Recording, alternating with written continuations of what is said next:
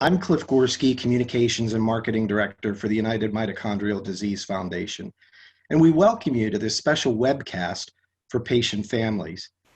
The situation with the coronavirus has us all healthy, whether we're healthy or affected, has us all very anxious. We know you have questions, and hopefully we'll be able to get answers for you tonight. So thank you to the patient community for joining us tonight and for making the time to be with us. We are very grateful that we have been able to assemble a great panel of doctors who will be answering the questions that you have submitted prior to this webcast. Many of those questions share the same concerns. So we've taken those questions and merged them so that we can answer as many as possible in the time that we have tonight. Secondly, at the bottom of your screen is a Q&A button. And if you have a question that hasn't been submitted and stays on topic of the coronavirus, and it impacts your child or your adult patient or the people you care for, feel free to submit that question and we'll try to squeeze some of those in as the night goes on. We are very pleased to have with us tonight Dr. Bruce Cullen from Akron Children's, Dr. Fran Kendall from VMP Genetics in Georgia, Dr. Sumit Parikh from Cleveland Clinic, and Dr. Amy Goldstein from Children's Hospital in Philadelphia. Also helping to produce this webcast are my colleagues, Kara Strittmatter, who handles educational resources for UMDF, and Margaret Moore, UMDF Support and Education Associate.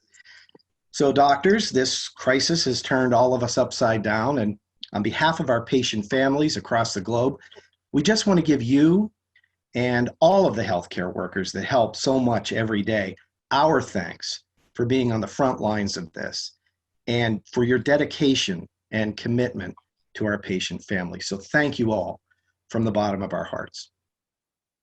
So I'm going to start the discussion tonight with the questions that we have submitted, and we'll start with you, Dr. Cohen. The what if question. What should a parent or a caregiver do should their patient contract the coronavirus? So what I'm telling my patients is it's business as usual. If they should get sick with a fever, or a cough or whatever symptoms they have, we would treat it initially just as we would treat any flu. So it really depends on what type of mitochondrial disease they have and exactly what their symptoms are.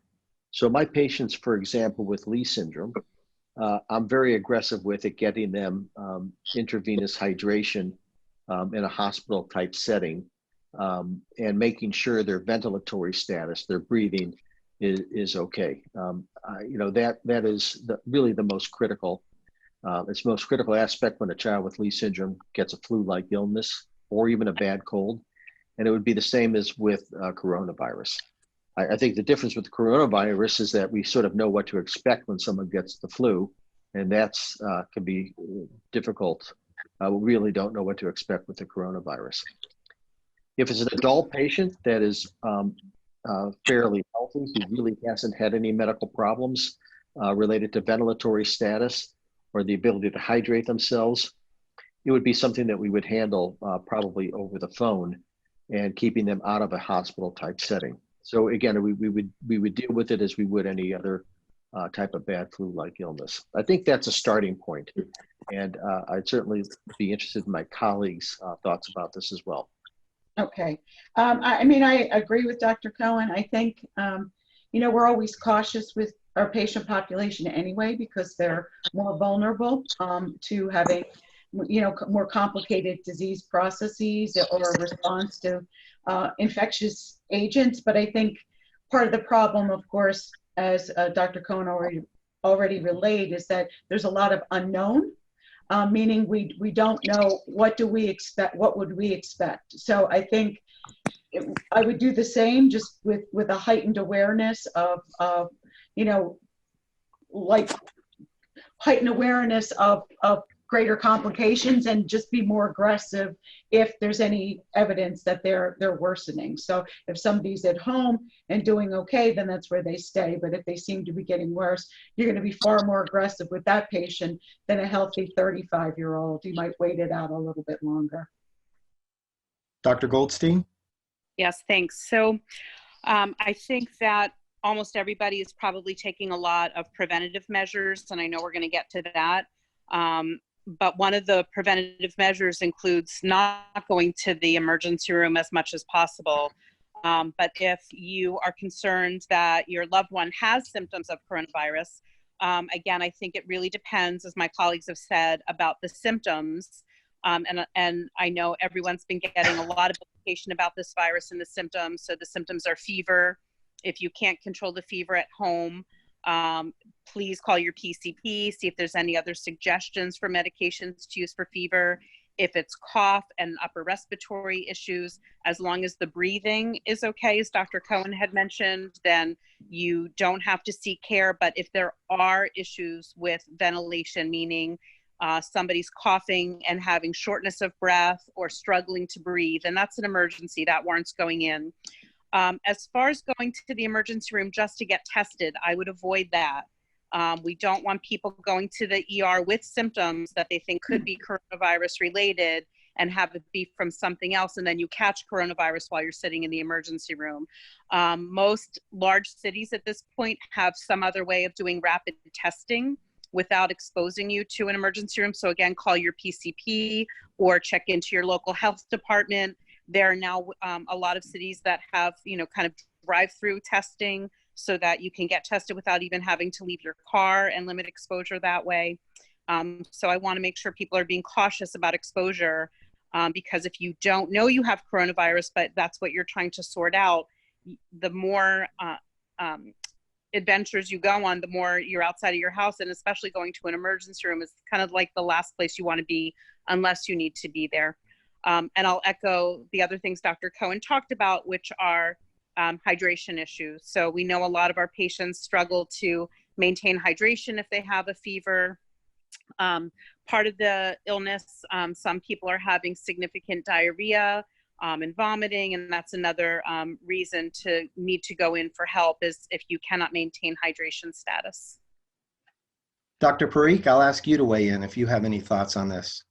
Sure. The only thing I'll add is that I think it also matters not just the type of mitochondrial disease you have, but how you've responded to illness and infections in the past. We all have patients that wilt very quickly and easily, and I think those are people we would manage much differently than people who've been able to tolerate illness and oral hydration at home.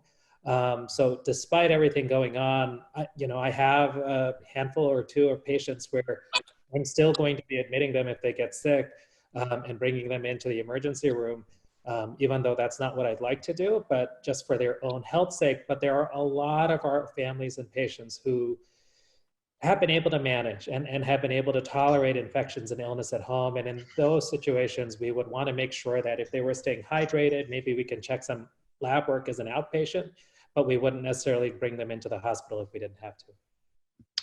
So my next question I'm going to give to you, Dr. Kendall. You know that mitochondrial disease patients are probably more susceptible to something like this. But the question is, does it depend on symptoms? If the varying symptoms, would somebody be more susceptible if their symptoms were more severe?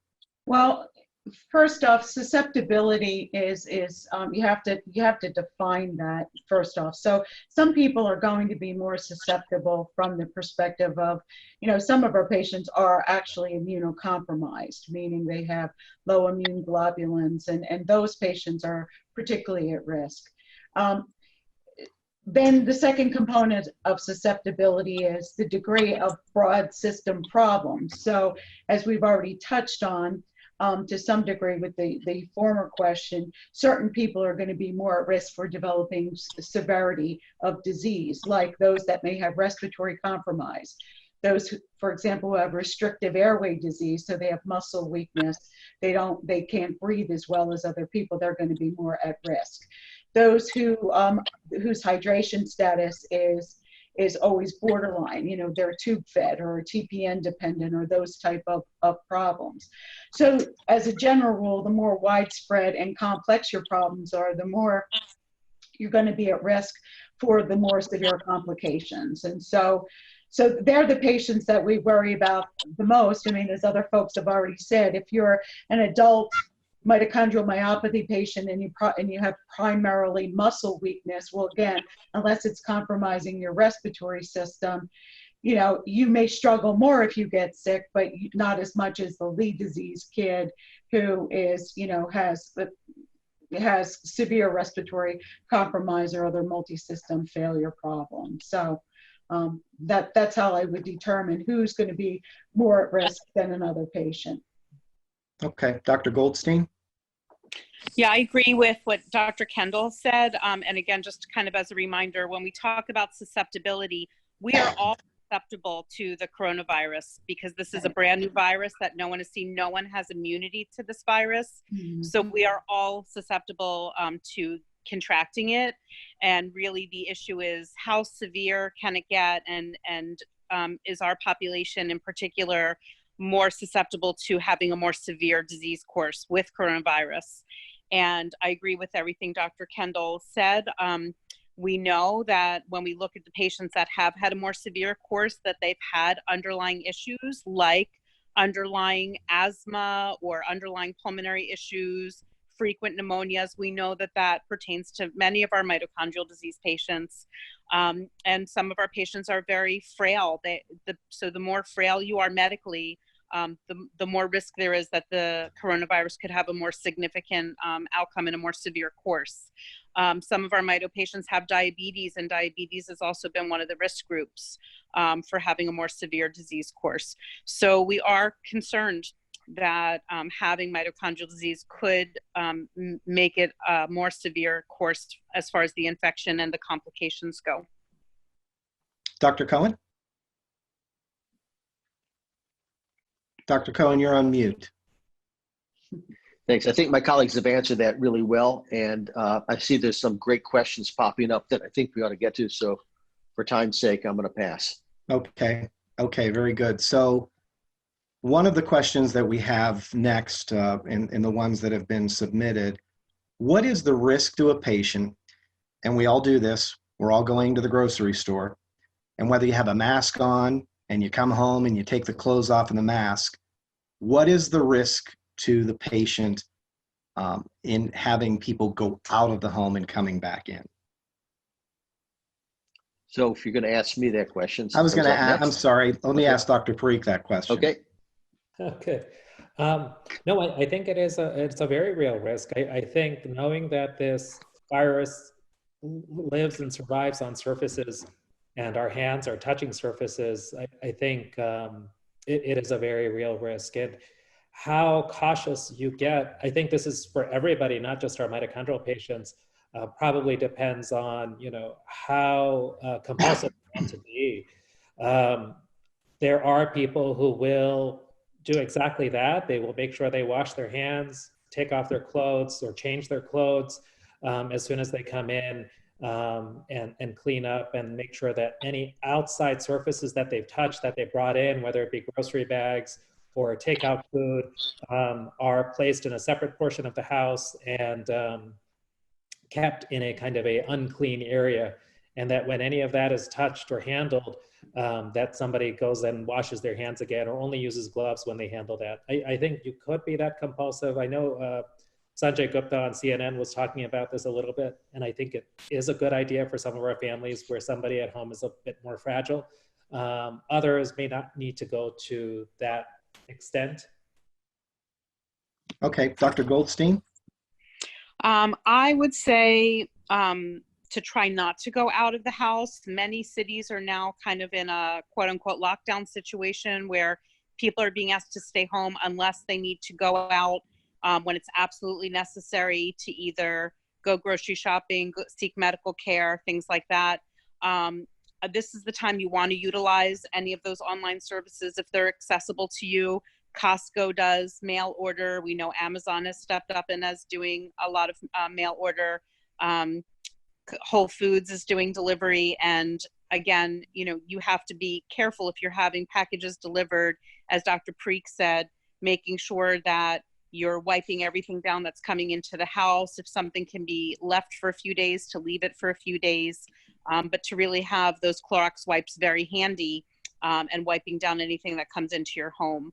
As far as the masks, because wearing a mask was the beginning part of this question, the masks are really helpful, especially the kind of flimsy, papery ones that are used in surgery. Those are really more helpful if somebody else is sick and they're coughing and or aerosolizing the droplets that have the virus on them. So it's really for other people's protection.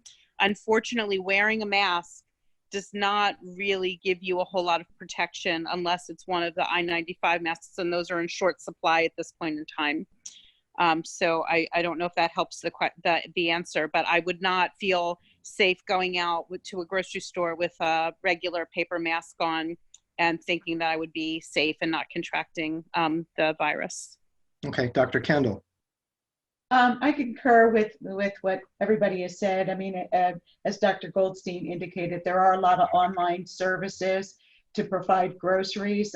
I used it myself for a few things that I didn't have and I needed, and they, you know, it can be very difficult to get it quickly.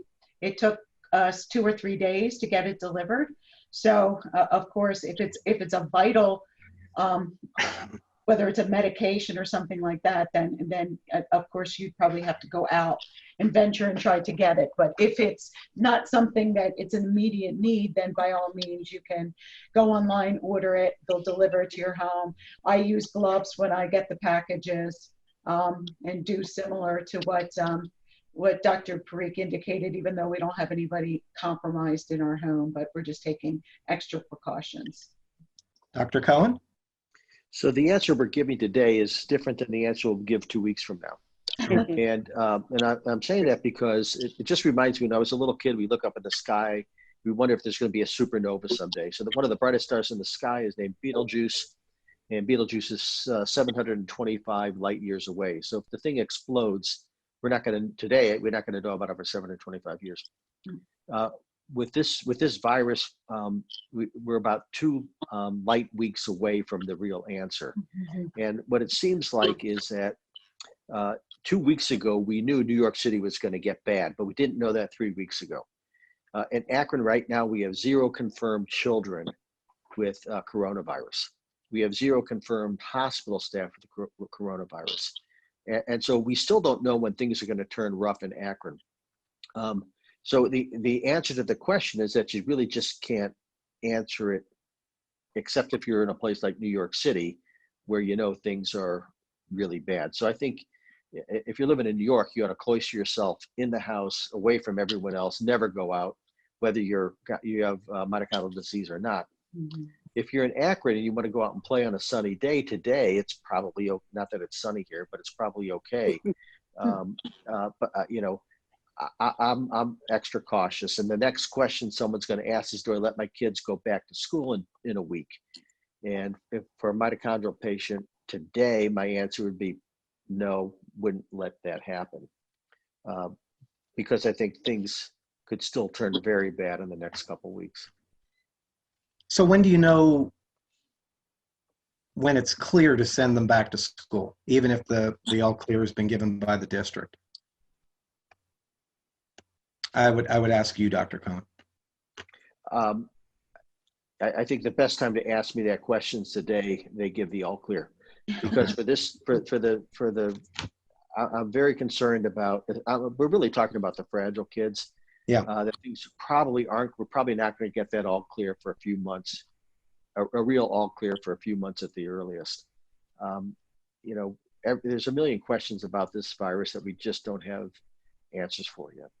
Okay, I'm going to move to the next question, and this is for you, Dr. Goldstein. We hear that children are impacted impacted by the coronavirus. Now, of course, that's what we hear in the media. That's what we've been hearing for the last week or so, that, you know, all these kids on the beach and everything.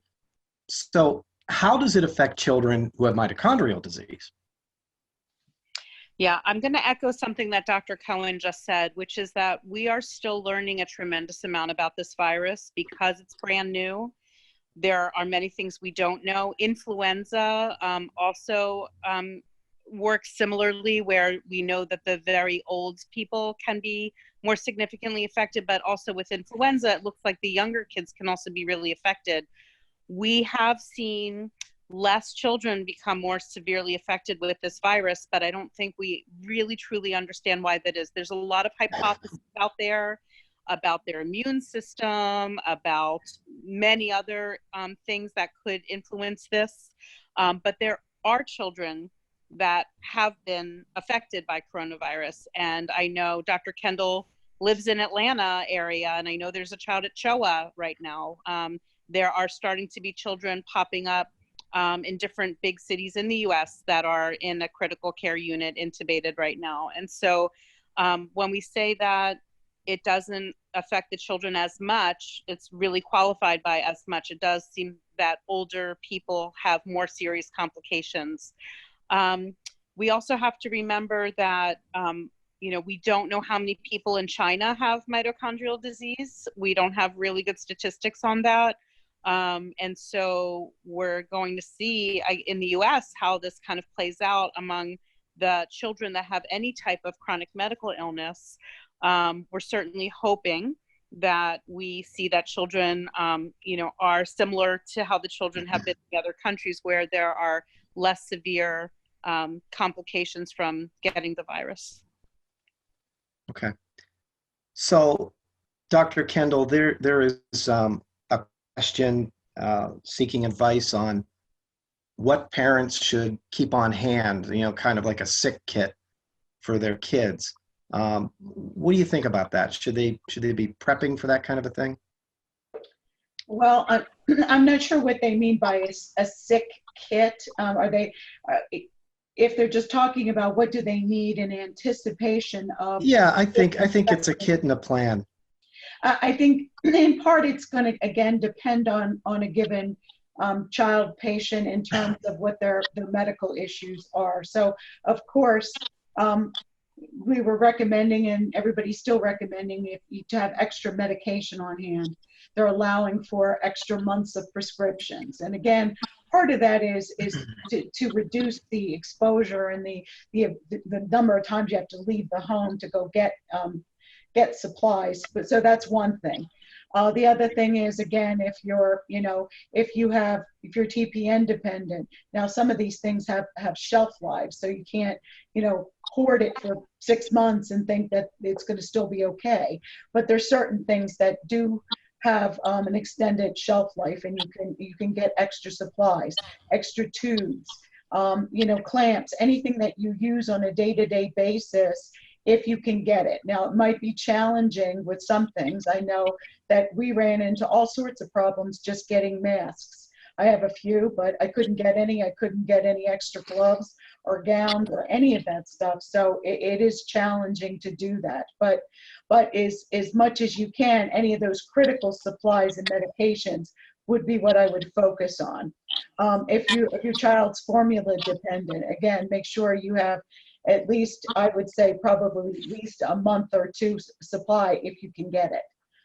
So they're probably the most important things I would focus on. So and you raise a good point. You're talking about not being able to get gowns and masks. So I'd like each of you to tell me, what is the current situation at your facility? What's it like? Dr. Goldstein, why don't you start?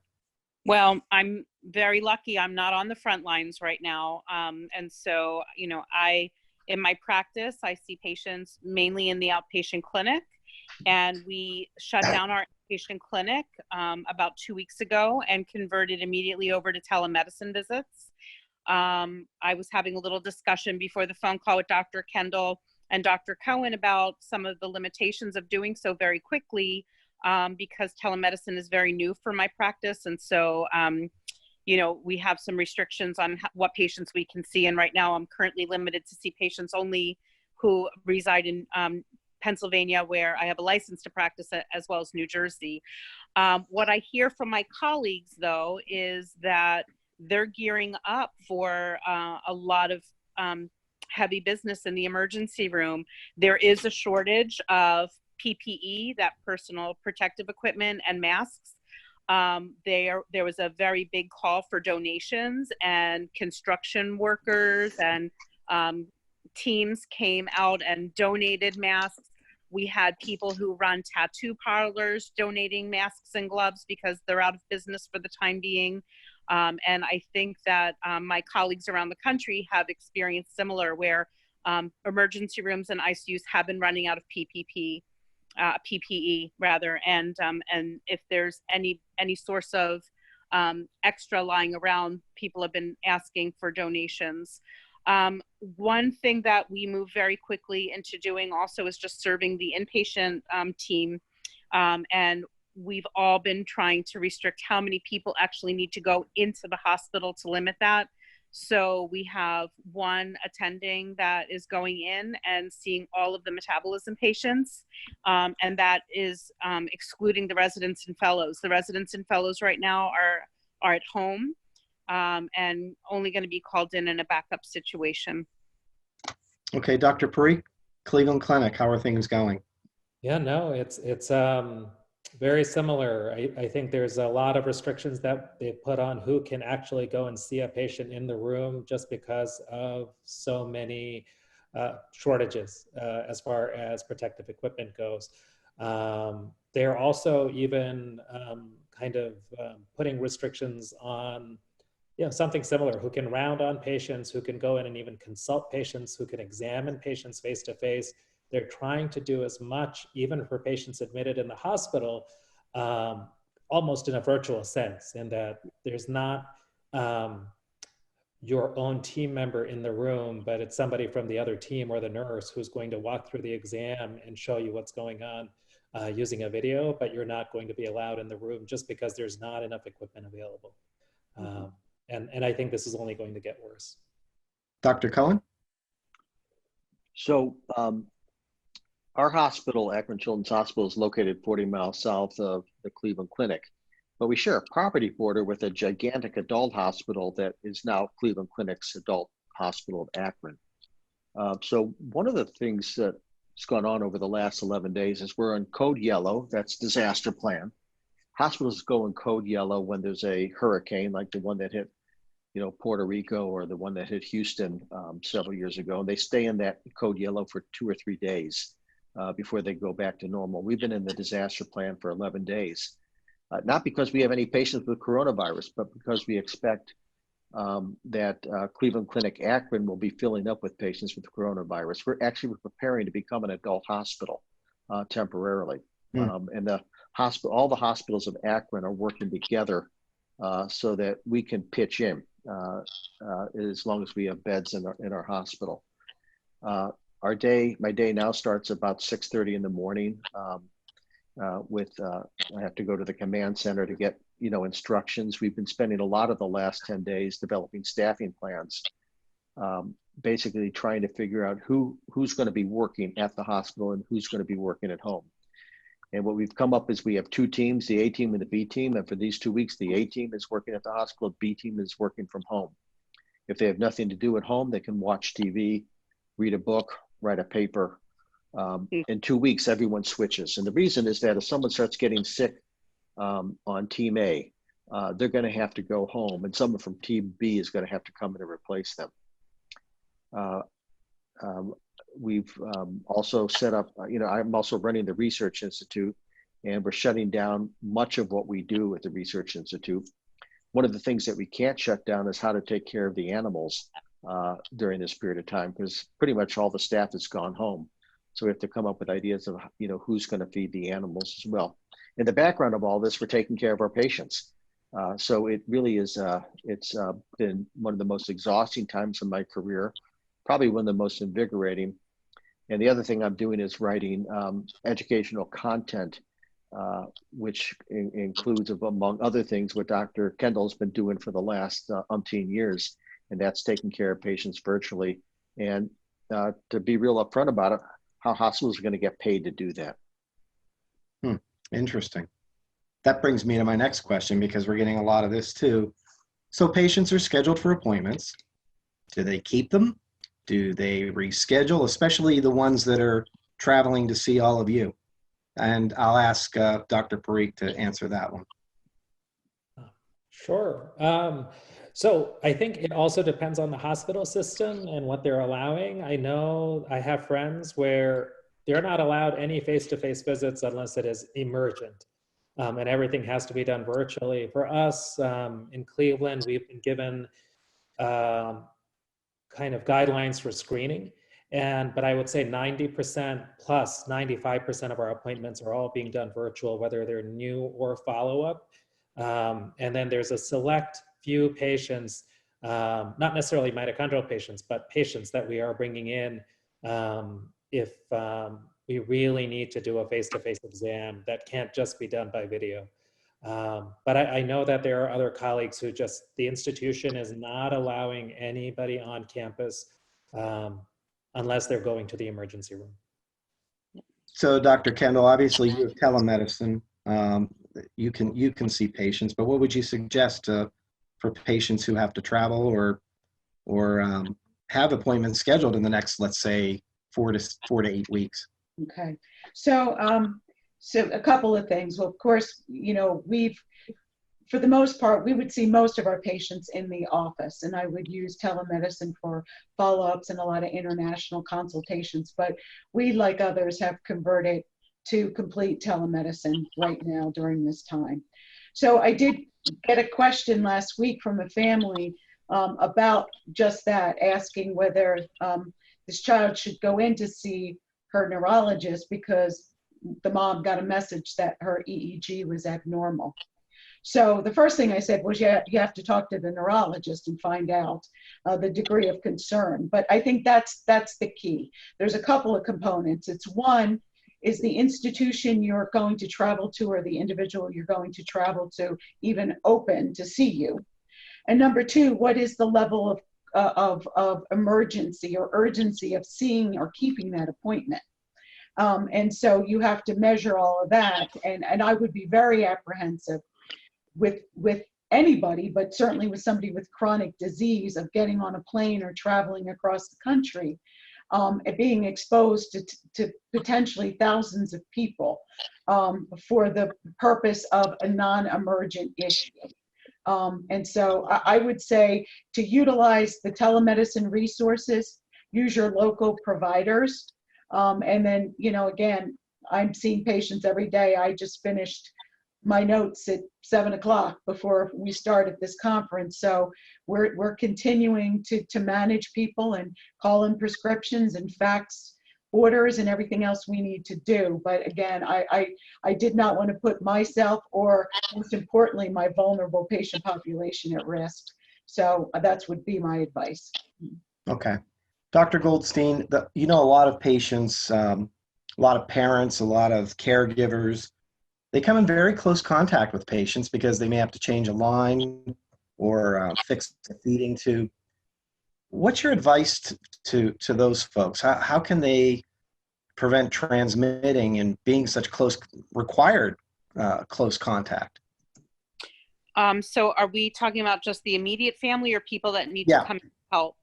Well, you can talk about both because there are questions dealing with healthcare workers who are coming into the home as well. Yeah. And I imagine this is a situation for many people and for many of my patients. So the immediate family, as much as people can stay home, if mom, dad, whoever else is in the immediate family can stay at home, I recommend that people are undergoing kind of self quarantine so that it really limits the exposure. Again, there are many people that need to have home health aide or overnight nursing come in, and you know, you can always ask a screening question. If that person has fever or cough, they should not be coming. And if you're able to get a substitute, then that would be great. I know for a lot of families, this is an issue because it can be very hard to even maintain those services, let alone get somebody last minute substitution. But if somebody is sick, then I would not have them come into the home. When they are in the home, of course, as always, hopefully they're practicing good hand washing and things like that. We got into this question a little bit earlier, just having the family venture out to the grocery store. Do you have the home health aide come and change their clothes or, you know, worry about who they've been exposed to? It can be really difficult to do that. But if they're able to change or wear gloves or some way of having another barrier of protection, then that would be great. Okay. Dr. Cohen, I want to ask you this next question because You know, I'm sure a lot of us watch a lot of TV now. We watch a lot of the news, and we've been hearing about potential treatments. We've been hearing about ibuprofen, Tylenol. Give me your sense on that. There are some that say that taking ibuprofen can make the coronavirus worse. We've heard the stories about Tylenol. Give us a sense of what people should and should not do. So if a child with mitochondrial disease takes 1 dose of Tylenol, I personally don't have a problem with it. Earlier in my career, I saw a couple kids get sick in terms of liver sickness from taking high dose ibuprofen, doses that your pediatrician may recommend for a prolonged period of time, something like 5 or 10 days. I haven't seen that in many years, but again, none of my patients take that much Tylenol anymore. From what I've heard, and again, I don't have any inside information that anyone else would, that anyone else has, the ibuprofen was a theoretical risk, not a real risk, and has not panned out as being a dangerous drug in mitochondrial disease. So unless my colleagues my colleagues may have a different opinion than I do on this, but I would still recommend ibuprofen as opposed to a prolonged course of acetaminophen or Tylenol. Okay, Dr. Kendall, I'd ask for your take on that. I agree with Dr. Cohen that I've certainly, seen many patients who've taken a few doses of the medication of Tylenol, and it's not like it causes any complications. I think it's definitely high dose and prolonged periods of time. So there may also be limitations of what you have available because you can't get to the store. So you might be forced to use some Tylenol in this situation because you ran out of ibuprofen. So I think that's one thing to consider, that if you're faced with that situation, I think it's fine. Again, if it's, days or very high dosing, it might be an issue. And in terms of ibuprofen, I also agree with Dr. Cohen. I don't think we know enough about it. There's some question about does the use of the ibuprofen interfere with the inflammatory response and somehow dampen the body's ability to attack the virus, but I don't know that we know all the details. I think the biggest thing that everybody needs to understand is, to some degree, we are in the dark as much as they are. Now that may sound scary to them because they look to us for all the answers, but as Dr. Goldstein said earlier, we're all susceptible. We've never seen this virus before. We don't know. We don't have years of experience of looking at it and seeing what does it do in certain populations versus another. We see trends. We know that if you're 65 and you have diabetes and heart disease, you're probably at much greater risk, and I wouldn't want to be in that situation. But again, we don't have a lot of data to address all of these questions in the detail we wish we could. Dr. Parikh, I want to ask you this question. So individual rights, they want to know if getting a pneumonia shot be beneficial at this time. Cliff, you cut out there. Would you mind repeating it? I'm sorry. We have a question here. An individual wants to know if getting a pneumonia shot would be beneficial for a patient right now. Oh, sure. I would say both the flu vaccine and the pneumovax, I think for our patients is almost a must. Knowing, we are on the tail end of influenza season, the pneumonia can have a summer surge sometimes. So no, there's no reason not to get it. Dr. Goldstein, one of the questions we have is, what does this virus actually do to the lungs? And the reason I'm asking is because a patient is sending in a question that they don't have a fever or coughing, but they're having difficulty breathing. They do have adult onset me loss. And they want to know if they should go to the ER, but they're afraid because they don't think it's serious enough. So at what point do you say, yeah, this is serious, I better go? Yeah. So this is a good question for that patient's PCP. Difficulty breathing means a lot of things to different people. And so, this is something where that person has to judge how much worse is it over their normal. So again, people with MELAS or any other type of mitochondrial myopathy might have trouble climbing the stairs. They might complain about shortness of breath or what we call dyspnea on exertion. But if somebody's not having fever or cough, but they are experiencing chest tightness or more trouble breathing over normal, or many of our patients have a pulse oximeter at home, and if they're reading, less than 95, like this is a situation where they may need to go and seek emergency care. I would start off by calling your PCP and going over your symptoms and seeing if there's anything else that can be done, or if they're going to send you to the emergency room for the difficulty breathing. In terms of the first part of that question, Cliff, what exactly does this virus do to the lungs? So in some people, it causes trouble breathing and cough because it's like many other colds. It creates more mucus, and we have trouble coughing that mucus around and so on.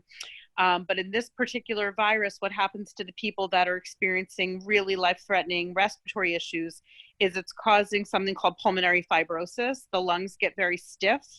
It leads to something called ARDS, or acute respiratory distress syndrome. And those are the people that have urgent issues with trouble breathing. And you may have heard on the news, people need to either be put in a special oxygen hood, or that they need to be intubated and put on a ventilator to help support their lungs. So, Dr. Cohen, one of the questions that we got in advance, and we've got a number of them, people are concerned about a couple of things. Should they need to go to the ER for an emergency if they're having a metabolic crisis, and they then contract coronavirus? What gets treated first, the metabolic crisis or the coronavirus? I mean, what would the protocol be in something like that? So for many years, I've said to my mitochondrial patients, they need to be examined by a doctor, because just over the phone, sometimes it's difficult to determine whether or not their vomiting and belly pain is due to their mitochondrial disease or due to something like an appendicitis. And it took many years, but I had a patient that with Pol G disease that actually had an appendicitis. And luckily his doctor in the emergency room didn't know much about mitochondrial disease, so he started with the basics. And those basics start with A, B, C, D, airway, breathing, circulation, and dextrose, which means sugar and fluids. So I think you can handle it all together. So you need to first be a doctor. We know illnesses affect children in typical ways. An appendicitis doesn't matter if you've got a mitochondrial disease or not. It affects kids in typical ways.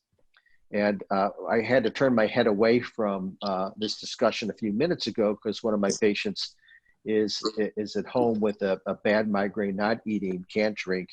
And the question is, should she come to clinic tomorrow to get infusion for her impending dehydration and migraine? And the answer is, I'm more worried about her not having fluid than worried about her contracting coronavirus. So the other part of the answer to the question is that in our emergency room, we have what we call a clean side and a dirty side. If you have a fever, you go on what's called the dirty side. Sorry to use that word, but that's what it's referred to. And that side actually starts out as a big tent, which is actually outside the emergency room. And that's where patients get screened. And if you don't have a fever, you can go into the clean side. So if you have a cough or a fever, you go into one side. If you don't, into another side. I think most emergency rooms are starting to function this way. Yeah. So you can't forget either the mitochondrial disease or the possible coronavirus. Okay. Dr. Parikh, what about testing? So some of the questions surround the actual test, and I know there are some new self-tests coming out we've heard today, but let's suppose somebody wants to be tested. They're a patient, a mitochondrial disease patient. In some states, those tests are limited. do they give the test to anybody, even if you're medically compromised? And if somebody shows up for this test and they tell you no, is that something that a patient's PCP can order for them? So I probably can't speak to what's happening at a national level, but I can say that for sure, from everything we're understanding, we're past that stage of where we need to test everybody who's having symptoms, and there aren't enough test kits to test everybody who's having symptoms. So I know for Ohio, the recommendations are you're only getting tested if knowing the answer is going to change your management. Anybody who's presenting with respiratory symptoms and fever are getting treated and isolated and managed in a very similar way. And then I think if they're at a place where they may need some of these early developing therapies that are still being studied, that may be a time when they're getting tested. So testing is not routine, and this is not just for patients. This is also true for all caregivers, physicians, nurses, other therapists. Nobody is getting tested unless it's going to be something that's, you're in a critical situation and they really need to know. Okay. Dr. Kendall, questions surrounding antibiotics. Are they safe right now, especially for a secondary infection? What are your thoughts on that? Well, I'm not sure what you mean by are they safe? So if they're referring to, are there certain antibiotics that people have concerns about in the context of mitochondrial disease? That's not, the question's not really clear to me what the individual who posed the question is really concerned about. Having said that, again, there's certain medications that we know are mitotoxic or have concerns for mitotoxicity, and we try to avoid those for obvious reasons. But most antibiotics don't fall into that category. And so, again, the question at hand, Cliff, with a lot of this is it comes down to a risk-benefit ratio with some of this stuff. So as I indicated, if somebody's at home, they have a fever, they ran out of ibuprofen and they're going to get a dose of Tylenol, that's fine. So, I mean, antibiotics, if you're needing it, if you have an infection and you need to be treated with it, then it's safe. So the question's a little broad. I'm not sure exactly what the concern was from the person that posed it. But again, it comes down to what's going on with you and do you need that medication to recover? And if so, then any possible mild toxicity or even potential toxicity is, you have to negate that or put it in the context of the bigger picture. Dr. Parikh, I see you want to weigh in on that. Yeah, no, I think, this is of course always an ongoing discussion, and as our knowledge advances, this answer may change or get fine-tuned, but what we're learning is that most mitochondrial patients tolerate almost all medications. That what happens in a petri dish, in a lab setting is very different than what happens in our patients. The list of medications that we used to say do not give has gotten changed to okay to use, just be a little cautious about it. There was a new publication with an international consortium that put this out I can't remember if it was late 2019 or early 2020.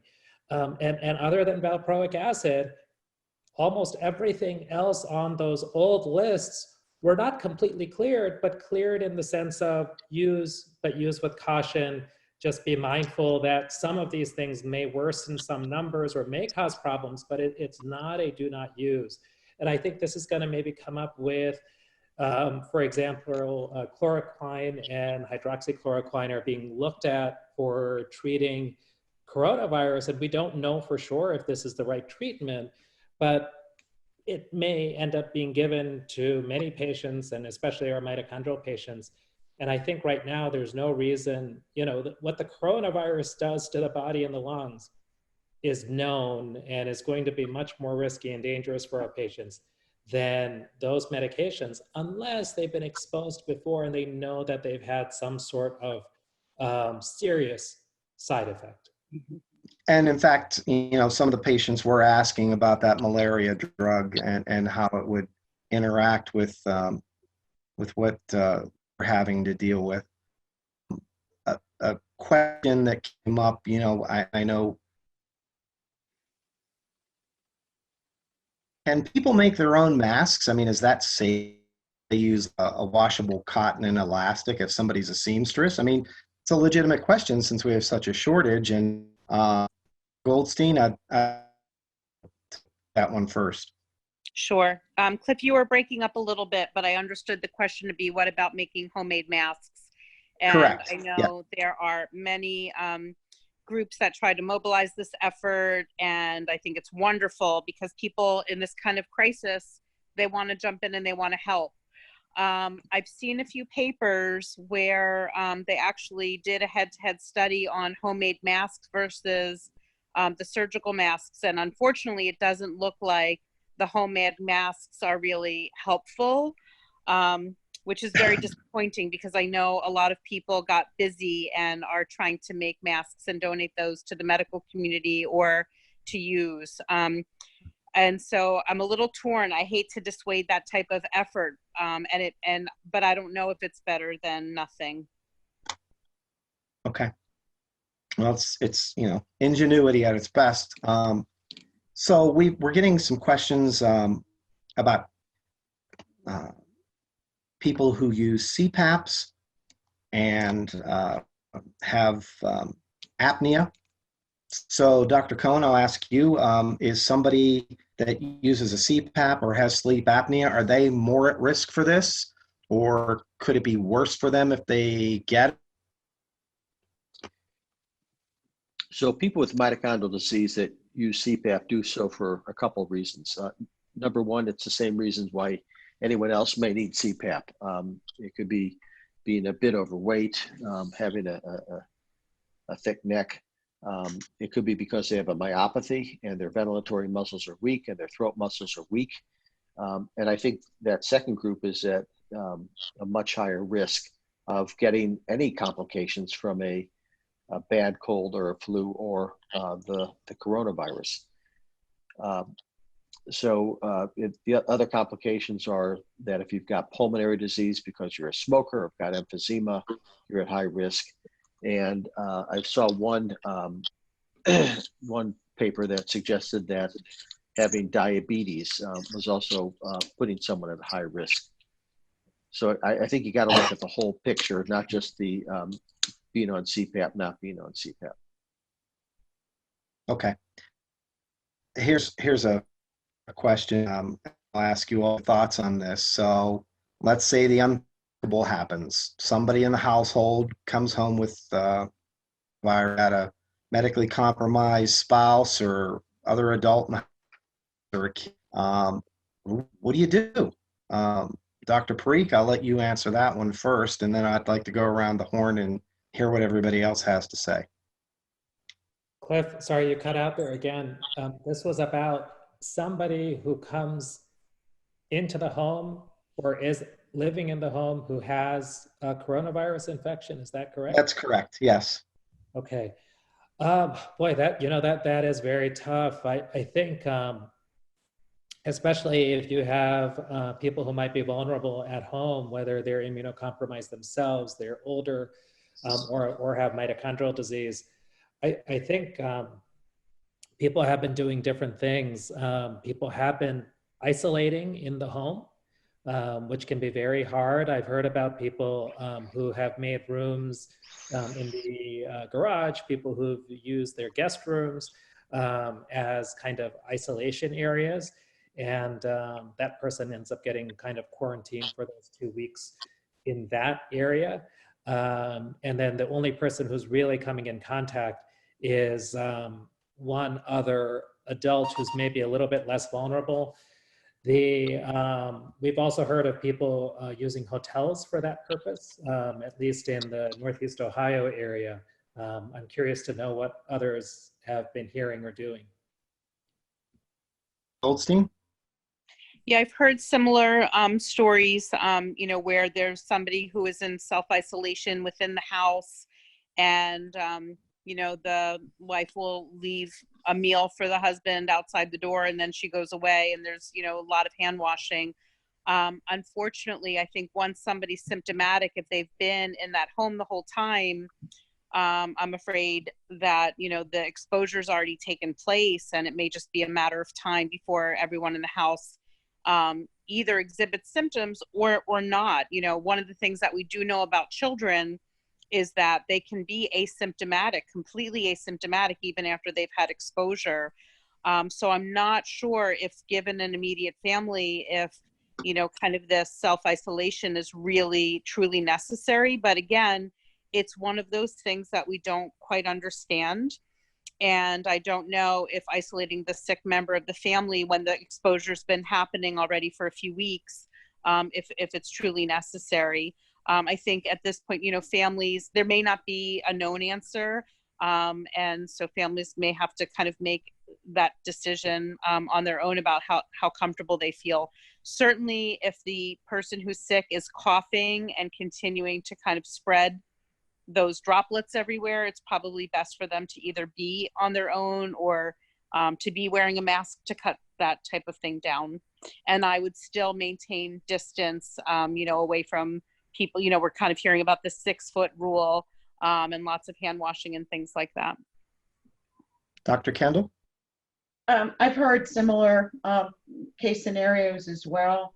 I agree. I don't know if you've got multiple family members and one becomes sick, how much distancing at that juncture is going to make a difference, because you've been living in the same environment, touching the same surfaces and everything else. So chances of you not having any contact with the virus is probably slim.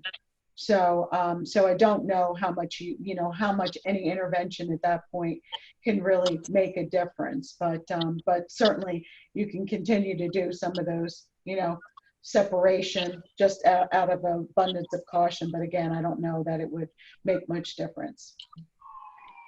Okay, Dr. Cohen. I agree with Dr. Kendall on that. Okay. By the time someone comes down sick, you've been exposed to them for the last 10 days.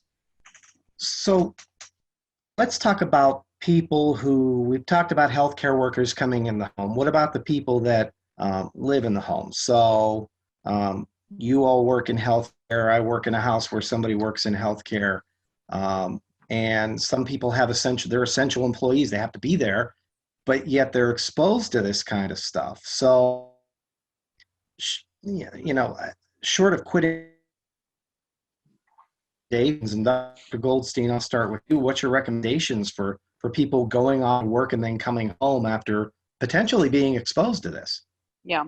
So I have a lot of friends who have set things up in their home. I have a lot of friends that are doctors and, they're doing the ER shift and then coming home to a newborn baby and a toddler and a husband or wife. And so what a lot of my friends have done is set up some type of station in their garage or laundry room where there's a bag for clothes, there's a bag for shoes, there's hand wipes, hand washing. So the person takes everything off, puts it in a bag, takes off their shoes, enters the home, wipes everything down, Purells their hands, then goes immediately to the showers, and then they're able to get dressed and kind of rejoin the family. And they exit the house the same way. So they keep all their dirty clothes out in the garage or laundry room if they're lucky enough to have that kind of entry and exit situation. That's what I would recommend, because people who are out there doing a job, especially somebody who's on the front lines or getting a lot of exposure, we know that this virus can live on surfaces, including clothing, for we don't even know how many days at this point. And so I would take a lot of precautions that way and really limit what comes into the home, and a lot of washing before any other exposure to the rest of the family. Dr. Parikh, would you like to weigh in on that?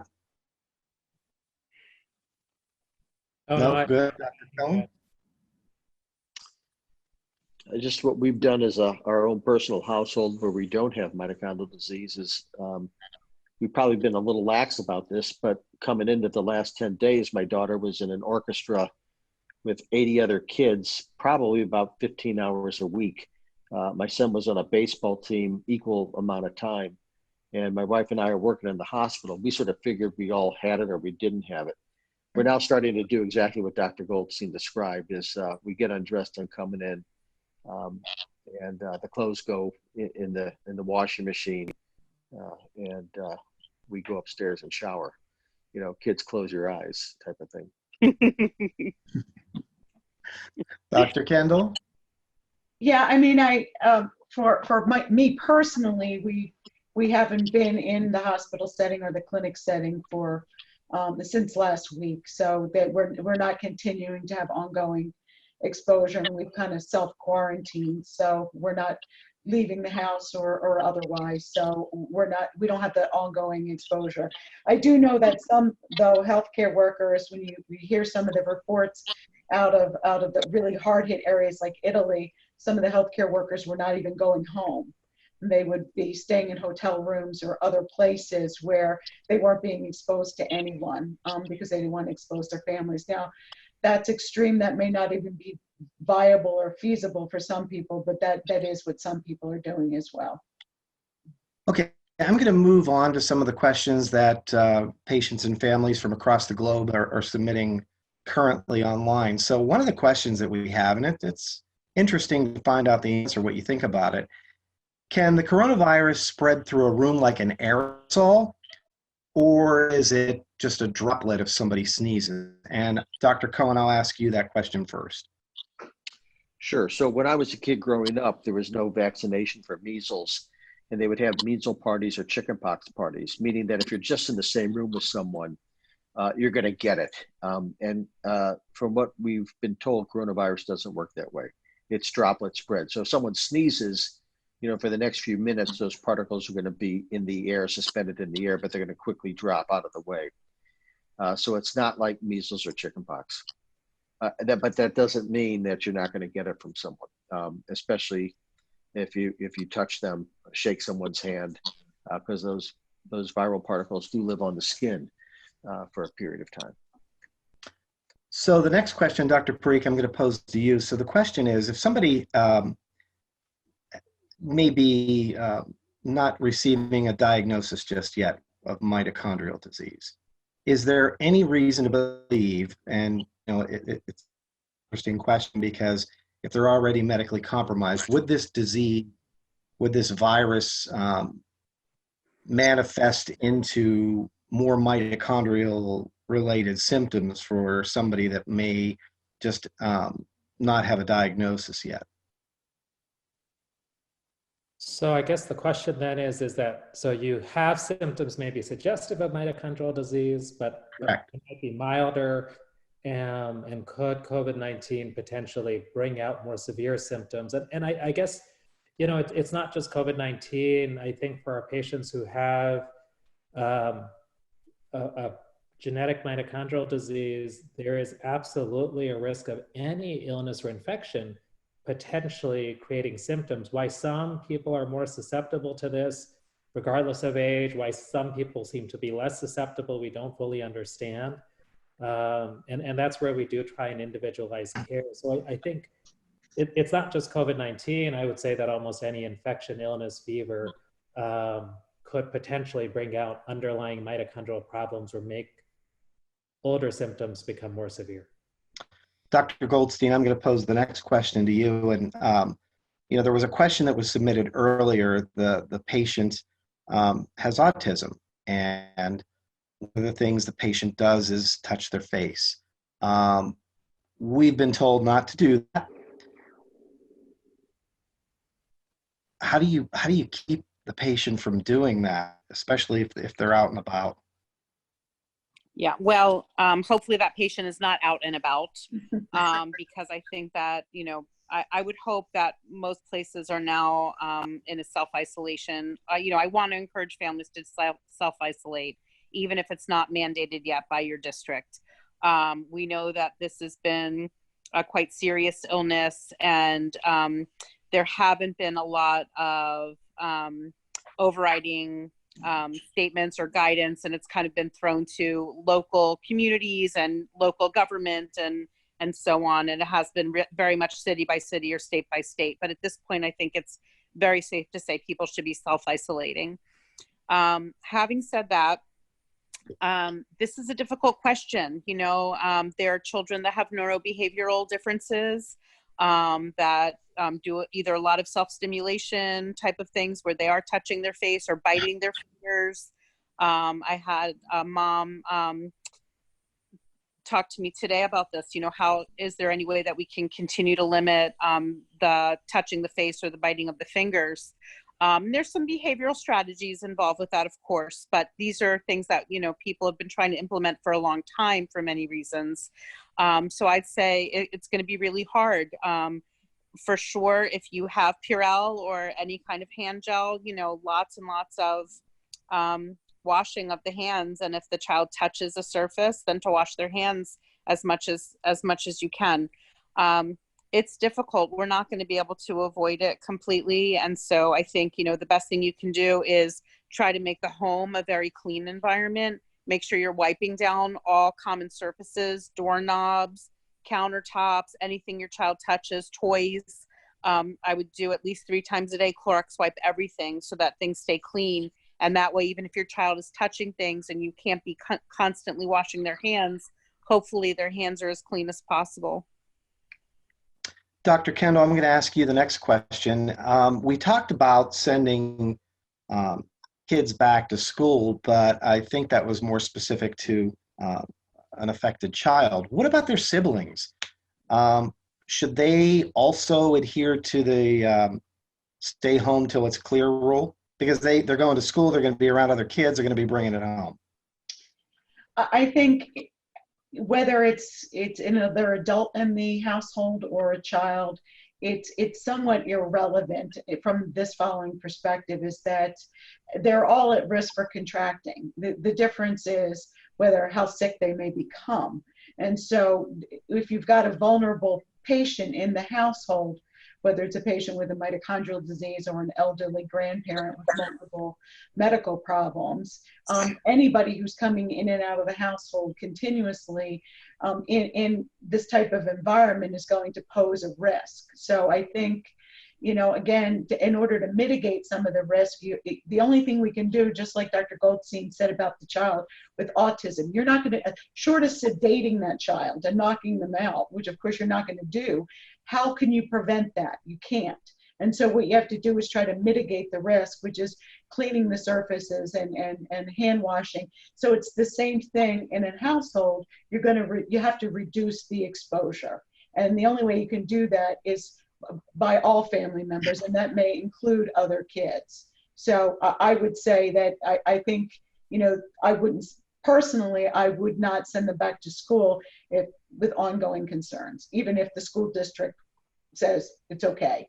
Because again, you're bringing it back into the household. It's going to take longer for the vulnerable patient population to be cleared of risk than the other patients or the other population. Dr. Cohen, I'm going to ask you the next question. So it's from a physician's assistant, works in the ER and has Karen Sayre. Never had pneumonia or any lung diseases. Wants to know, should she be concerned enough to quit or tolerate COVID as any other person without Mito? That's a great question. I'm going to finish what Dr. Kendall said. It's already almost April. School's out for summer. Alice Cooper song from the 1970s. If you have a vulnerable child at home, really vulnerable child, your kids aren't going to learn anything in the last couple of weeks of school that they couldn't get at home education. I can tell you that we've dealt with this question, not of Kern-Sayre syndrome, but we do have some adult employees that have a medical illness for which, if they got sick, it could really be a critical illness. Coronavirus could be a critical illness. Kern-Sayre syndrome comes in many different degrees of severity, and it's one of those issues that if there was any way one could have duties such as working from home that it would be, and again, if you're working in an emergency department, it's hard to imagine being able to work from home. But one could try to come up with some ideas about chart completion, some other duties that may actually be acceptable. Yeah, I'm going to go out on a limb and say this. Not all, but many of my current care patients are quite hardy and probably would do okay if they got coronavirus. There's something about current care that can be obviously devastating, but when it comes to dealing with colds and flus, most of them are pretty hardy. And again, I'd love to hear what my colleagues think about that. Bottom line is I tried to get you home if I could, if I was your boss. I'm not sure how that goes in your institution. Dr. Preek, you want to weigh in on that? Oh, no, I don't think I'm going to add anything. Okay, Dr. Goldstein? Well, it may be true that some of our current care patients might not have, I guess we could say, severe decompensations when they get viral illnesses, but that doesn't mean I would want them working in an emergency room during a pandemic. Okay. Dr. Kendall? Well, some of my current care patients are diabetics, and so I definitely wouldn't want them to be exposed. But I had a similar question recently for a PA that is one of my patients, and this was maybe a week or two ago, so it was before the true shutdowns started to really happen. But my advice was similar to what Dr. Cohen said, in the sense that I wouldn't do direct patient care, especially because she indicated they didn't have all the PPE that they needed, the personal protective equipment. So I suggested that if she could be transitioned to administrative duties and possibly work from home, that would be an option. But otherwise, I've just got to, yeah, I think the reason Dr. Parikh didn't add in is because he disagreed with me, not because, but anyway, you got to be very careful with HR, human resources, because if you got an illness that doesn't allow you to do your job properly, your employer doesn't have to hold that job for you.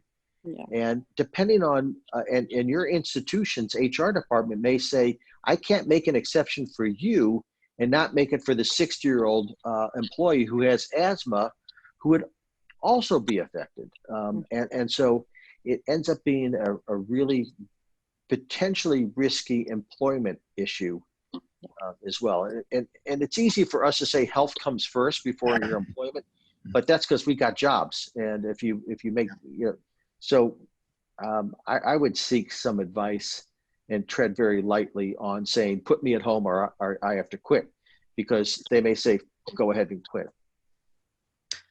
Okay, so we're coming up quick on in a short bit here, so I want to go through some of these questions. So Dr. Parikh, I want to ask you this next one. One of the patients writes that they use Gatorade. Now, if you've been to a grocery store and I was trying to be out there to pick some up too, it's gone. The shelves are empty. So the second choice would be a Powerade. Amazon doesn't have it. So what would an acceptable third choice, or do you have any thoughts on that? What could that be if they can't get Gatorade or Power or any other things? Sure. So yeah, most of these are just electrolyte solutions with varying amounts of sugar in them. And you can buy electrolyte packets to put into drinks. You can use Pedialyte. So there are other options. And then if your electrolyte packet doesn't contain sugar, you can get sugar, unfortunately, from too many other places. So, lemonade with an electrolyte packet could do the trick, if that's what's helping somebody. There's also recipes on the internet for homemade Gatorade. That's true. Great idea. I'm gonna, Dr. Cohen.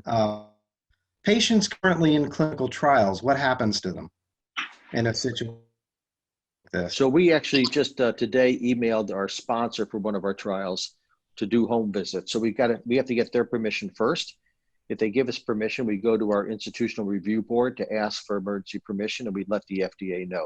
It'll probably take 5 minutes of time to do all this.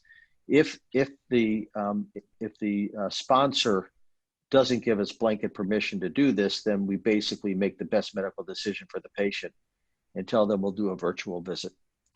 In my opinion, that's what we'll do. We're not going to have someone get on a plane or drive 150 miles to come in for a routine visit. Okay. Dr. Kendall, question that came up, I'm just, this one here reminded me. Is it your opinion that people should up their Mito cocktail, and is anything that they can take in addition, like a zinc? There have been some other over-the-counter supplements like elderberry. What are your thoughts on that? Well, there's a number of different antioxidants out there that potentially has variable information in regards to, you know, its effectiveness just to up the immune system. So there are things like elderberry, echinacea, zinc, vitamin D. You know, so there are a number of them. Now, do we have a lot of data around this specific virus? No. I've heard some information about possibly vitamin D having some protectiveness. So, but again, there's a lot of stuff floating out there. I just don't know how much real data there is surrounding it. In regards to their specific Mito cocktail, again, they can certainly do that, but again, we have no direct evidence that would do anything to protect them from getting the virus, or even how well they might fight it if they do get it. But I do often double their cocktails with other illnesses, and for the most part, again, there's no clear way to know if it helps, but most people do think it does help. It does seem to shorten their illness. They feel better faster, they recover faster when they do that. So they could certainly do that. The other thing they have to keep in mind is what do they, you know, in terms of supplies and money and other components of that. I mean, do they want to double all these out-of-pocket expenses, you know, indefinitely, or do they want to, when do you decide to do that? But again, they certainly can, but again, we don't have any clear evidence that it's going to be protective or make a difference. Dr. Goldstein, if somebody needs to make a trip to the ER, a lot of patients have a letter, but really with the ERs getting slammed, does a doc really have time to read a 2-page letter? What is your recommendation the patient should have with them should they have to go to an ER? Yeah, so I give serious consideration whether somebody needs to go to an emergency room at this time, but if the family's made the decision that patient needs to go to the ER, what Dr. Cohen said, I think is true for many emergency rooms. And if they didn't have this scenario before, then they do now in light of COVID-19. So you need to be able to tell right away, are you there for fever and worrisome symptoms for COVID-19 or not? The CHOP emergency room right now, there's a dedicated place for the metabolic patients to go specifically so that they can try to avoid getting an infection. But I think in an ER, it's virtually going to be unavoidable. And certainly to be in the hospital, it's going to be really unavoidable to get exposure. In terms of the letter, the emergency rooms, if they're not busy yet, they're going to get very, very busy. And so I would first, before even venturing out to the emergency room, make sure you call your metabolic team. If you have, a clear leader of that team, that might be your complex care pediatrician, that might be a metabolic doctor, that might be the neurologist. Make sure somebody knows you're heading to the ER, tell them what the problem is, and hopefully that doctor can call in advance and say, this kid is coming, here's what I'm worried about, here's what to do, and get some pretty clear direction so that they're not struggling to read a 2-page letter and figure out what to do. That's my best advice at this point, so that we really can get to the heart of the matter very quickly and hopefully get out of the emergency room. So Dr. Parikh, if a patient suddenly gets the coronavirus and they're having a Mito crisis, is it okay to utilize steroids in this, or is that not something that would be part of the protocol? No, I think that kind of goes back to, I think anything a patient needs during any illness should be used or given.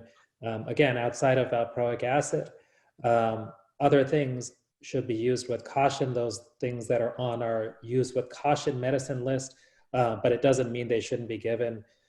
We know that steroids can sometimes improve mitochondrial symptoms for some patients during a mitochondrial crisis. For some people, they might potentially worsen things, including things like muscle weakness.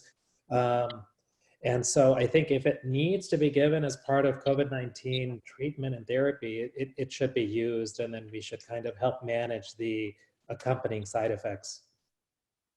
So I'm going to put this out to all of you. Have any of you seen a patient with leaves? And if so, with COVID-19, with the coronavirus? And if so, how are you doing? Is there anything you can speak to on that? None Okay. of my patients are positive yet that I know of. Okay. I think we're all in the metabolic listservs, and no one's reported anything across the world, as far as I know. Okay. Interesting question, and I will ask Dr. Kendall this. So, store shelves are empty of the Lysol wipes and the hand sanitizer, and as Dr. Cohen alluded to a while ago, you can go online and make a cleaner. What's the best to clean the surfaces in the house? Is it water is a water and bleach solution okay, or what would you suggest? Well, there's a number of household items that you can certainly utilize, and as Dr. Cohen indicated, you can go online and find some different types of things that you can mix together, whether it's isopropyl alcohol and aloe gel, or things like vinegar and water. I mean, some of them are going to be less effective than others, but if you don't have anything, something is better than nothing, as they say. So there's even some of these pure alcohols. There's something called Everclear. You don't drink it, but you can use it for for antiseptic purposes. So you can get that in the liquor store, and in some places, I've heard that liquor stores are considered essential for unknown reasons, or I can suppose what reasons, but so they are open, and you could potentially get access to something like In Pennsylvania. Not in Pennsylvania. Not in Pennsylvania? No, okay. Especially in Pennsylvania. So, but they are open in a lot of places. So again, something like that, there's a lot of things online, so I would improvise and use common household items that you probably have. Yeah, I forgot where I was listening this morning, but this virus is incredibly susceptible to soap. So I think just soapy water ought to do the trick. Mm-hmm. Also susceptible to alcohol. So I'm going to come to each of you now, because we are running out of time. And I'm going to ask you this, and I'm hoping you can all answer. What is, in such a confusing and anxious time, what is your best advice to our patients and families in trying to remain calm? What can you tell our patients and families to help them through this really critical time? I'll start with you, Dr. Parikh, if you have any thoughts on that. You're on mute. This is something that, people keep using the word unprecedented, which is kind of true, for I guess the last 100 years, we've not had an illness like this. We haven't been faced with a world war. This is a really big deal. Something that's not just affecting our country, it's affecting the world. We're all being asked to respond in a way that puts, personal choice and personal freedom on the side for the good of the masses. And it's and things are changing day to day, so it is absolutely anxiety provoking, and forget anxiety provoking, it's scary.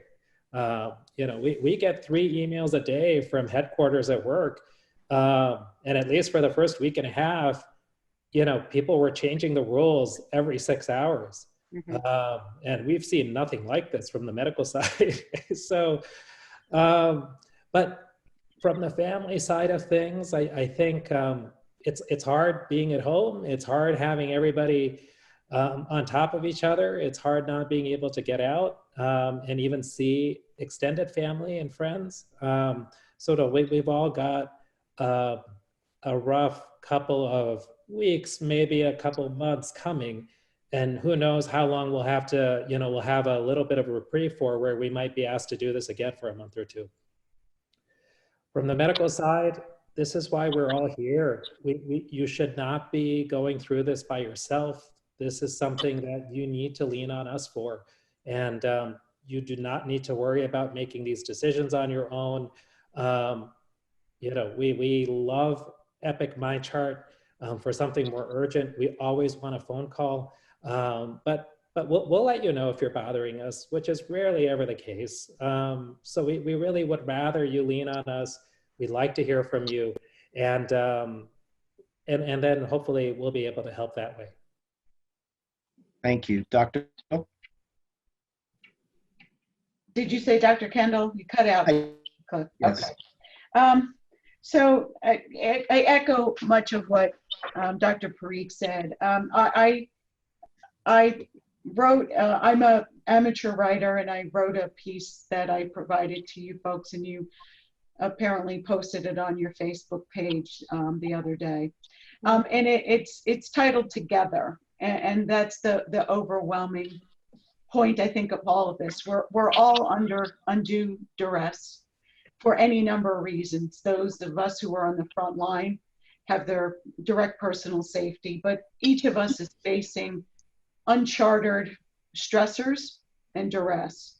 But it's only if we stand together and support each other in whatever way we can that we'll get through this. And we will get through this. Nobody likes to be sequestered. I like my home, but I don't like to stay in it every minute of every day for weeks. But that's what we have to do to take care of ourselves and take care of each other. And quite frankly, utilize some of the advantages of technology like this. We're sitting scattered all over the country and speaking together. And we had the other night with our friends, we have a group of 8 of us who are really tight. We travel all over the world together, and we had a Zoom cocktail party. So we all got our computers, we got our wine, and we sat together and talked and laughed, and it was very refreshing for the soul. And so they're the kind of things that we can do to lift our spirits.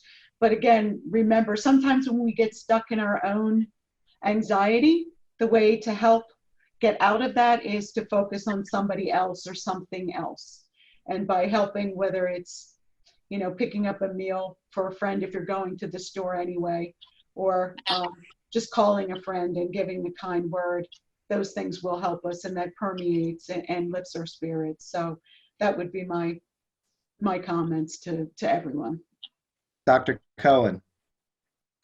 I can't agree more with what my colleagues have said so far. I try to find some humor in some of this. My wife got one of the doctors in trouble yesterday because he came to work when he was supposed to be home. So she ratted him out. We've been laughing about that for a couple of days now. The other thing is that what's happened is we sent all these doctors home to take care of patients from home, and they're getting kicked off the internet. And so they're calling in to me saying, we're getting kicked off the internet. The bandwidth of the hospital must be bad. Our IT department runs a bandwidth and say, our bandwidth is great. We've got a lot of bandwidth. It ended up being that there's so many kids and so many people home from work. They're all watching Netflix and Hulu. They're chewing up all the bandwidth, and our physicians can't get on to, they keep getting kicked off the internet because of that. So there's some unusual humor in all of this. I think mindfulness is really important wherever you find, whether it's religion, faith, you know, whatever, wherever you find, you know, calmness, I think is really important. But I also want to, you know, get back to the incredibly important thing my colleagues have said, is that we've got each other. And there's been no better way to spend 90 minutes than being with all of you. Thank you. Dr. Goldstein. Yeah, I can't echo enough what everyone said, that we are all in this together, that this truly is unprecedented and uncharted territory. For myself, I've never had anything like this happen to me where I'm suddenly at home. And I don't do well without a schedule, like many of my patients and families. So one of the things that I knew that I would have to do very early on, and I have not left my home since last Saturday. So the March 14th, I started self-isolation when I realized what was really happening and going on. And I was actually supposed to perform in a dance recital that night, and I had to miss it. And it broke my heart that they didn't cancel it, but Philadelphia really didn't go into true awareness mode until the following Monday. So people are having all kinds of disappointments of things that they're missing. I have a lot of friends who have a high school senior that, that kid's not going to the prom. They're not going to have a graduation. Life is different for each and every one of us, but we have to figure out a way to survive the next couple of weeks, however long this takes. So for myself, I'm on a schedule. I wake up at the same time. I try to exercise, do a little meditation, yoga. I get dressed. Even if I don't have a Zoom call that day, I still get dressed, try to look decent. I, have my work hours, and then I really try to take some time at the end of the day and say, that's it, I'm not working anymore, and take a little free time and read a book. Or my husband and I are finishing a puzzle we started a year and a half ago on the dining room table. And so we are trying to look for the silver linings. Another thing I did today is my husband's working from downstairs and I'm working on the upstairs floor. And today in the middle of the day, I went and made him lunch, and I brought him lunch, and we were like, this is like the Twilight Zone. What's happening here? So we're looking for that silver lining. We're spending a lot more time together than we have. We're setting up Zoom calls with I have 3 adult children that all live outside of the home. We Zoom call them once a day. We set up Zoom calls with my extended family and grandma. So we're trying to use this as a time to reconnect and to really figure out like what's important to us. Maybe I'll start that watercolor paint set that I bought myself a year ago on Amazon, when I have a free moment. So I'm trying to read and get to things that I haven't done yet. And I think that, hopefully everyone is able to keep connections either with family, friends, church. I think a lot of groups have really stepped up, and really, if they couldn't do any anything before, they're now actively Zooming and learning how to use these platforms. I worry about our older community that are in nursing homes and their lack of visitors. So this is a good time for people to figure out how to reach out to that community as well. So whatever it takes for you to get through this time, hopefully our community is this is going to, not affect our community deeply.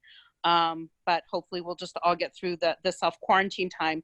I also just want to say for all the moms and dads out there that are suddenly homeschool teachers, try not to overdo it and beat yourself up over anything that's happening. Some schools have been able to do tele-education, some schools have not. So however you're getting through the day, put your kids on a schedule as well and make sure that they have lots of activities to do. Because this is, as Dr. Parikh had said, you don't want to all be all over each other, on top of each other in the house, and try to use this as a time for coming together as a family, and just trying to use the time as best as we can. Well, I just want to say thank you to all of you. I mean, it really was incredible that you gave up an hour and a half of your business to our patient families. And I also want to say that if we didn't get to question, I want you to go to Ask the Mito Doc on the UMDF website and submission. We'll try to get an answer for you. We'll try to compile them and either put them on the site or send an e-blast. We will try to get that out to you. So thank you all for being with us tonight. We are truly grateful for our patients for their amazing questions. And this is being recorded. We will put it up tomorrow on the website. So if something you want to go back and hear something, you can do that. So thank you for inviting us from our homes into your homes. And we hope everybody has a very safe, healthy your evening. Good night, everybody.